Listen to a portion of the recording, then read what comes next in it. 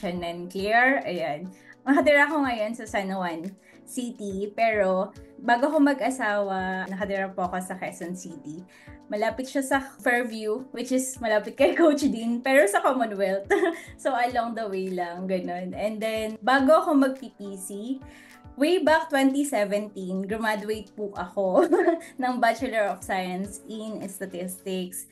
So, sabi ko, kailangan kang mag-work, and then para makatulong sa family, para makatulong sa pag-aaral ng kambal ko na mute and deaf siya. Ayun, yun lang talaga yung goal ko, mag-work. Magkaroon lang ng work para makabayad sa mga bills ng bahay namin, diba? Normal na na estudyante during that time. So, nag-aaral ako sa Rizal Technological University and then graduate nga po nung year 2017. Grateful naman ako kasi nakahanap ako agad ng work. Yun nga lang is, yung work na yun is hindi ganun sa expectation kapag graduate ka. During that time, 16,000 dapat yung monthly income. Pero nung na-hire ako sa isang lending company, ang sahod ko lang dun is 11,200. Sobrang baba. Yes, pero ang kagandahan doon, yung bahay ko tsaka yung office na yun is tabi lang talaga. So, hindi ako Sulit na. Yeah. So, pagkagising ko, kain lang ng onte. Minsan nga, di pa ako makain doon sa office, ganun. So, ayun, maganda rin siya kasi hindi ko na siya kailangan na gigising ako maaga, biyahe ako ng malayo, ganun. Yun yung inisip ko kasi napagod na ako during my college days na magbiyahe from Commonwealth to Boni ba naman, di ba? Ang layo. So, sabi ko 2 hours or minsan nga 4 hours inaabot ako sa traffic. Pag umalis ka talaga ng 6 a.m. ng umaga na, tapos ang pasok ko 7:30 a.m. during college talaga. Ay, grabe, late ka na. Second subject ka na makakarating. So, ayun, thank you sa Lord kasi 2017 hanggang 2021. Ayun, doon ako nag-work. So, 3 years din ako doon. Pero sabi ko, kailangan ko ng mag-increase. Doon nag-increase naman siya yearly. Tumataas talaga siya yearly. Pero hindi din naman ganun kabonggang taas. Ano lang, like, I believe 3% ata. Basta ganun, depende sa performance, ganun. Sabi ko, kailangan ko na ng mas mataas kasi may goal kami ng boyfriend ko nun. So, boyfriend ko pa siya lang nun. May goal kami na ikakasal kami sooner, ganun. Siyempre, di ba? May future naman Ilang taon ka nun? 21. 2021 kasi yun, di ba? 28 na ako sa August 5. Hindi ko na kailangan mag-compute. O, di ba? Hindi Comment kailangan down below. sa PPC. Ayun. So, sooner after 2 years or after 3 years is ikakasal na kami. So, kailangan nang makapag-ipon ng mas malaki, diba? So, paano ka makakaipon kung ganun lang yung amount ng salary mo? I took a leave that time. Munta ako ng Ortigas naman. Sadly, nagkaroon ng pandemic, 2021. Ang nangyari is 3 months lang ako nag-work doon as a sales associate. Tatawag ako sa mga clients, tapos ibebenta ko yung software na ginagamit namin, and then pag na-deal ko yun, ayun, may commission ako. Mas malaki yung commission. Ayun, sales and admin operations pala ako during 2017. And then, nasa sales pa rin ako. Nang umalis ako ng 2021. Nung March na, tumawag sa akin yung friend ko. So, pagtawag niya sa akin, Ate Shen, so, wala nang na to pandemic. So, walang sahod. Nag-stop sa bahay. Kasama ko yung family ko. And then, pray na ako kasi kung wala kang work, walang sahod. So, saan kami kukuha ng pambayad ng bills? Saan kami kukuha ng Newlywed pa-wedding pa kayo noon? Pa-wedding pa lang? Family pa lang. Pa lang. Opo. Family ko pa lang. Nasa bahay pa ako ng pamilya ko mismo. Wala pa kami nun. And then, di pa kami ikakasal nun. So, nung time na yun is, sabi ko, ang prayer ko sa Lord, Lord, kailangan ka na ng work na permanent. Kasi nahirapan ako dun sa sales kasi by commission siya and mahirap siyang ibenta since software nga siya. Mostly ng company kasi is may software na rin na ginagamit. Sabi ko, Lord, hindi ata para sa akin tong work na to. Kailangan ko ng work na mag-fit sa akin. And then, yung friend ko tumawag sa akin, ka-churchmate ko. Sabi niya, Ate Shen, willing ka ba to work?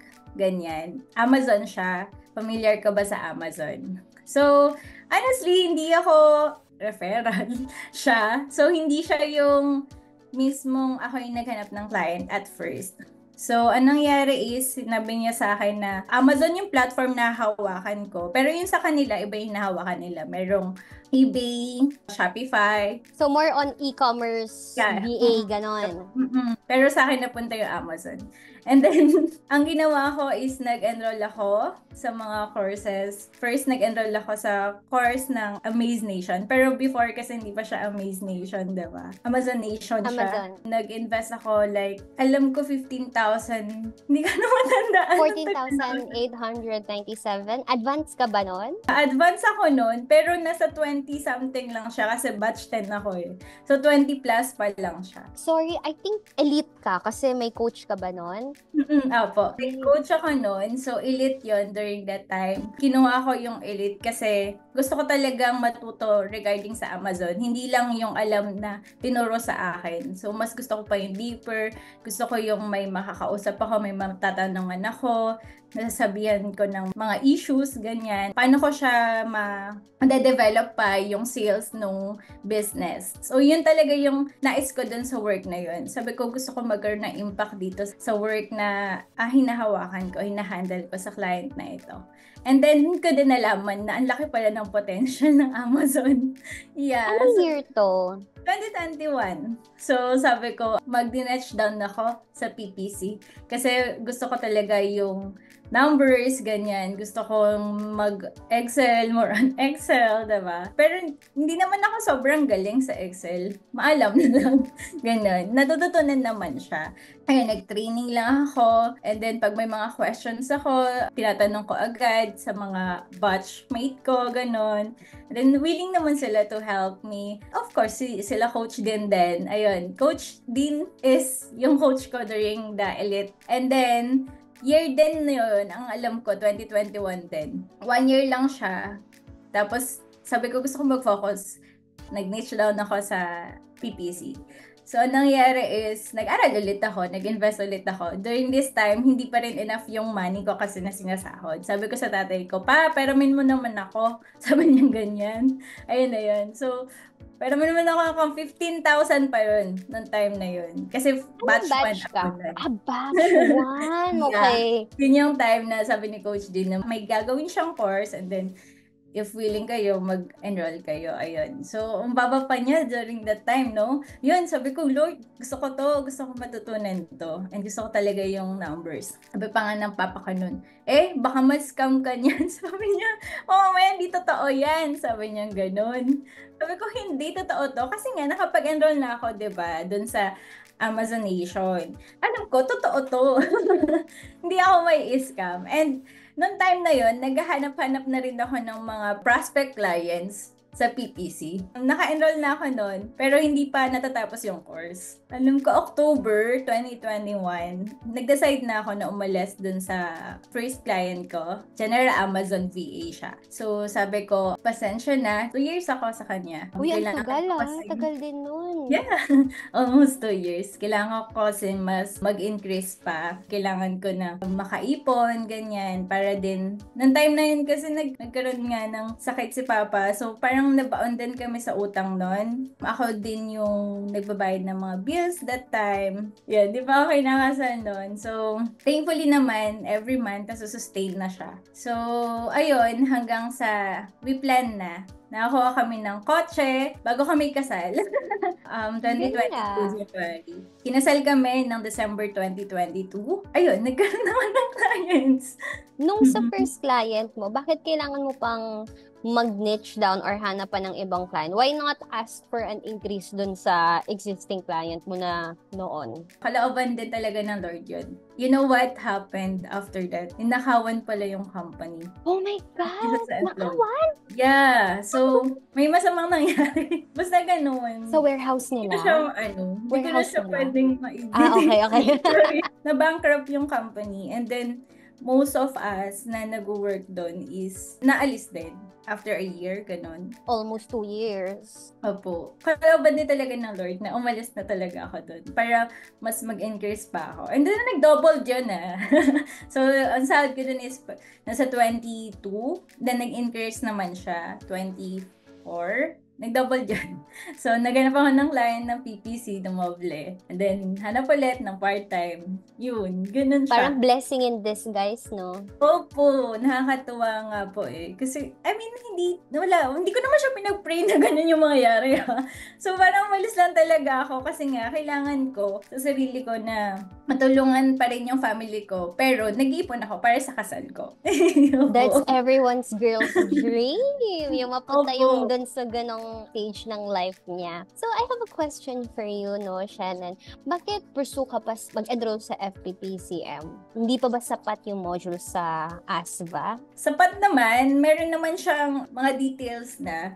Pero sa FPPCM kasi, meron siyang specific strategies, ganun. Tapos merong tanungan talaga, community ka. Though may community din naman sa Amazon Nation, di ba? Pero dito kasi, once na meron kang tanong, willing sila to help you. Meron pa kasi mga study buddies every weekdays. Kumbaga, hindi lang yung module yung alam mo, meron pa na iba since Amazon is dynamic. So, ang daming pa iba-iba.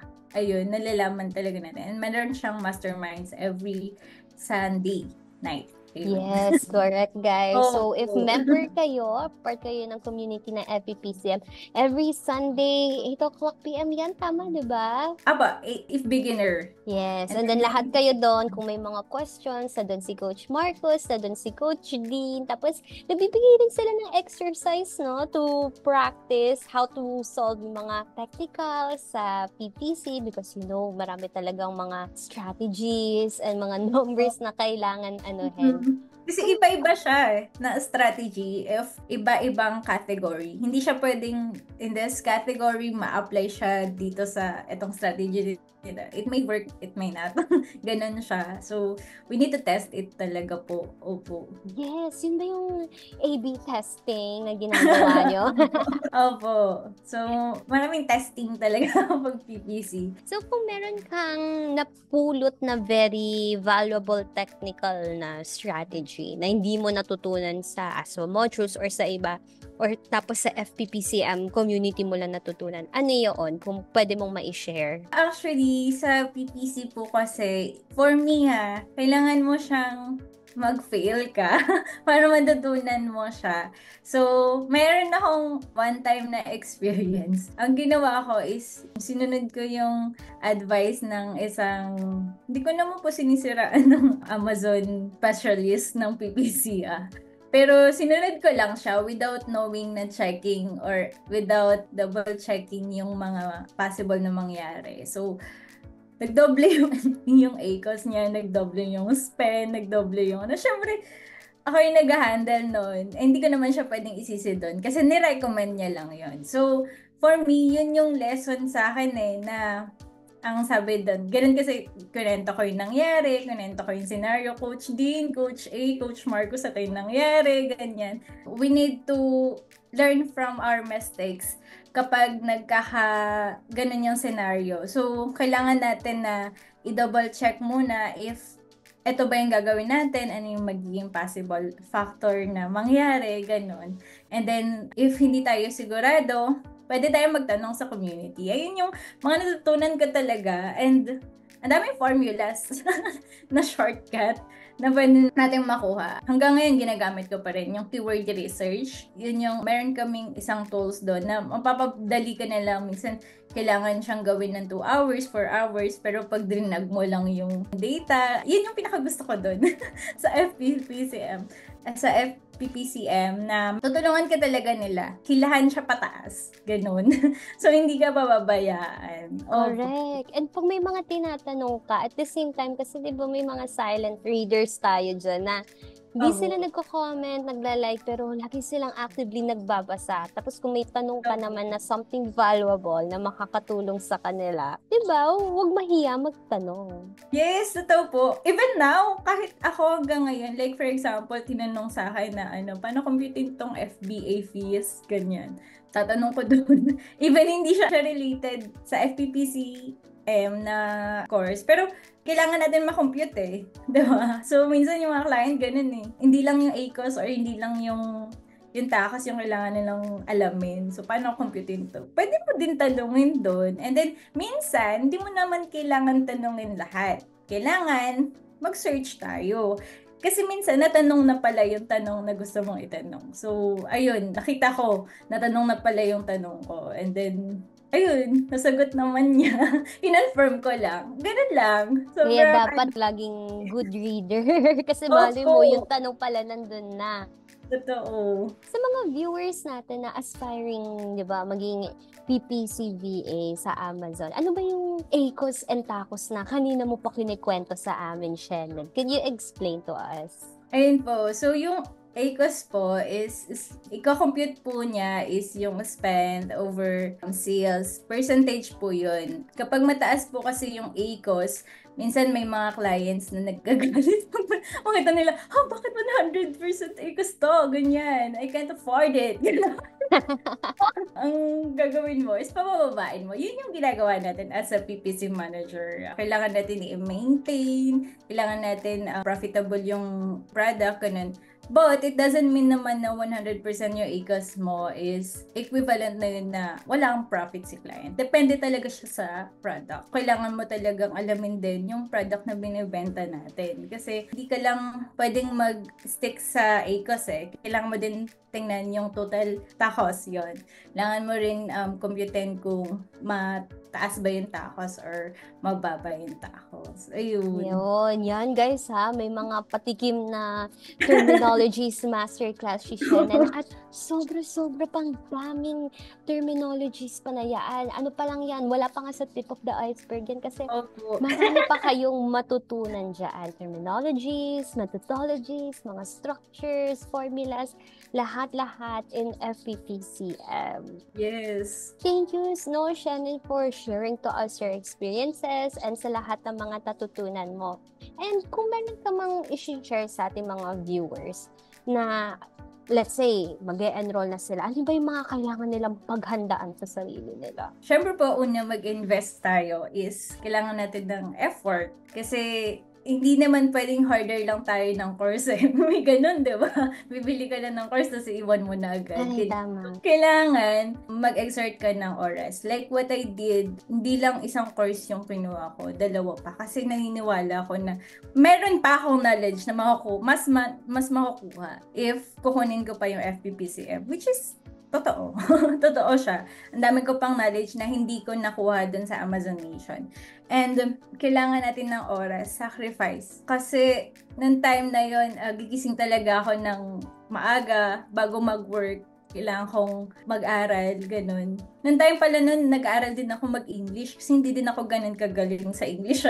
So mga clients kasi natin, mga Englishero, ganun Englishera. So kailangan natin mag-invest talaga ng oras. So ayun, ang ginawa ko is nag-aral ako. Mga 2 hours ginugol ko talaga everyday para mas malaman pa ng deeper kung ano yung nga ba tong ginagawa ko. Ayun, kaya nyo, kaya ko eh, diba? So, kaya natin na kung nakuha niya yung earning na ganitong amount, mananiniwala ko na kakayanin mo rin. Basta, tiwala ka din. Magtiwala ka lang na merong the one for you. And hindi lang the one, marami ka pang clients and kaya mo ma-handle yun. Hindi lang sa pag-ibig ang dawan, nagiging sa client din siya. Opo, totoo po. Hey, thank you so much, Shannon, for gracing us with your presence. And ang dami-dami natutunan sa iyo, no? Nakapag-explain ka pa, no? Ang tacos, ACOS, yung Opo. background story mo, why you are doing this. So, Shannon, no? Ang laki din ng naging growth mo from someone na naghahanap pa ng stable na income or income na job na talagang deserving. Nag-start ka sa lending company, customer service, naghahanap ng matatrabaho sa Ortigas. Ngayon, Amazon PPCVA ka na. Kamusta na buhay mo ngayon? Opo, napakasarap po gumising sa umaga. Ayun, pasarap po gumising kasi yung work mo, ito yung kama, tapos ito na agad yung work mo. Tapos ako po, si Shannon before, hindi ko magala yung family ko sa iba't ibang lugar. Ngayon, actually lately lang, nakagala kami sa may Pampanga, Hilton, ayun. So, sagot Parang namin. Hilton. Opo. Sagot namin ng kuya ko po yun. So, nakakakain na sa labas ng hindi ka mamomroblema ng pipiliin mong kakainin. Kasi dati, di ba, pipili ko yung pinakamura, ganun. I know how that feels. Nakakabili ng mga gadgets na kailangan para sa work, diba? So, yun po yung advantage ngayon. And nakabili kami ng sasakyan. Di ba po siya fully paid? Diba? Anong sasakyan, if I may ask? Ang dami yung may mga sasakyan, mga nagpi-PPC. Ngayon po yung binili namin, Wigo. Wigo po siya. Good for 2 pa lang po siya. Opo. Sooner, praying kami na good for 7 na siya. Para maangkas namin yung pamilya. Buong angkan. Mag-ipon na. Ang prayer namin cash na Ayaw na namin mag-loan. Ngayon is fully paid naman na yung lahat ng investment. Like the St. Peter, yung mga... Kailangan yun. Yung insurance, nakabayad naman. And then, yung bills, yun, yung important, pang-upa sa bahay. Naka-separate na kasi ako since nag-asawa kami. Ayun, praise God, dahil sa FPPCM, mga clients natin dyan, nakapagpakasal kami. Dream wedding? Dream wedding? Opo, sobra. Though intimate naman, hindi siya intimate kasi 100 Though, kulang kasi, like, ang dami pa naming pamilya na hindi in-invite kasi maliit na talaga yung venue. Pero, yun lang talaga yung choice namin. Praying kami na, meron din kaming nulugan na condo, ayun. Praying kami na, madala ko din yung family ko, out of town naman. Yun yung prayer ko, it's either Boracay or Palawan. Ayun. Ay, naku, manifest natin yan, no? Ang ganda-ganda sa Boracay at Palawan. And thank you, hindi ka na shy away to show kung ano yung mga naipundar mo being a PPC VA. So, congratulations. You really, really, really deserve that. And kung dati 11K ang sinusweldo mo, magkano na ngayon? Oh, times 10. More than. Oh, guys, napakadali nung formula. 11 times 10 na. Yun, i-comment down below nyo na. Naalala ko lang noon sa conversation natin, you have a church. Can you mention your church here? Batiin mo naman sila. Ayun po, hi po sa Christ Believers Church po. So, independent church po kami. Ayan.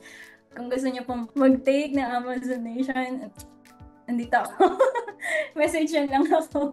I-message yung ang affiliate link ni Shannon. FPPC yung go tayo. So, nakatanggap din mo sila if hindi kaya mag-take ng Amazonation. Pero, mas maganda dalawa. Para sa akin.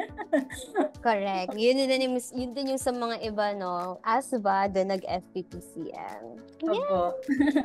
And if you can leave us an ultimate message to our viewers before I let you go, ano yun?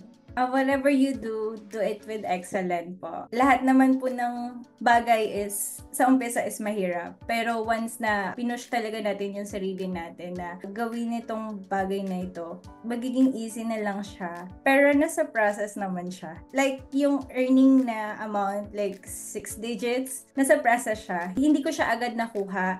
Pero once nagugustuhin mo and may willingness ka na gawin kung ano yung dapat gawin, makukuha mo rin yun in His perfect timing. Yes, and I agree, no, kailangan lahat ng mga gantong bagay, pinag-e-effortan talaga. So, hindi lang yung basta nag-pay ng course, kala nila mababawi without taking actions. And ikaw, grabe, gumigising ka pa ng madaling araw. Totoo po, opo. Sa gabi, ayun, work, diba? Kaya, minsan, inaantok ko sa work, pero kailangan magkape ka. Kape pa, gising na gising. And thank you, Shedan. And last question, are you a proud FPPCM member? Yes po, I am legit proud FPPCM member. Thank you so much, Coach Din, Coach Marcus, and Coach A, and Coach Jen. Opo, thank you din, Coach Nina. Thank you din po for this privilege. I'm so blessed po na nakausap kayo. Thank you so much for watching this video. If you want to know more about freelancing, follow us on our Facebook, TikTok, LinkedIn, and Instagram page. And if you have any inquiries, just contact the number on your screen. This is your Amaze Nation brand ambassador, Nina, and with Amaze Nation, we provide life-changing learning for extraordinary living. See you next time.